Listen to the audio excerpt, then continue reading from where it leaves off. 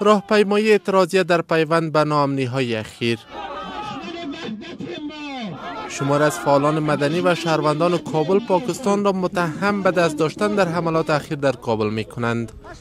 آنان از جامعه جهانی می خواهند تا در برابر پاکستان اقدامات جدی نمایند. از شورای سازمان ملل متحد اکیداً درخواست می شود تا مجوز عملیات هوایی و زمینی را در داخل خاک پاکستان علیه پایگاه‌های تروریسم بین‌المللی صادر نماید. نو پاکستان زموږ سره دوه مخی سیاست چلی، پاکستان زموږ دوست نه دی، زموږ دشمن دی. موږ تل دا ویلي دي چې پاکستان زموږ دوست کېدلی نشي په هیڅ صورت باندې. در 2 هفته گذشته شهر کابل گواهی 3 حمله خونین بود.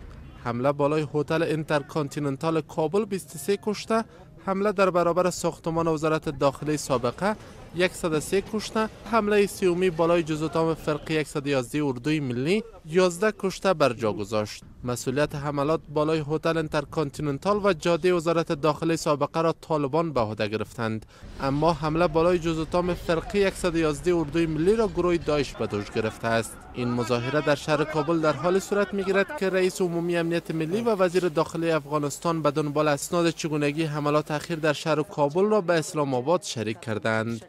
اسناد دارم که حکومت افغانستان در اونجا ارائه کرد در حضور داشت رهبری بالاترین موقف یا سطح رهبری حکومت پاکستان، همگیشان اونجا حضور داشتن، با این صادقانه او را شنیدن و گفتن که ما اقدام میکنیم. داشته این کار بود. در این دفعه اعتراف با محدودیت. پاکستان پیش از این دست داشتن در چنین حملات تروریستی را رد کرده است.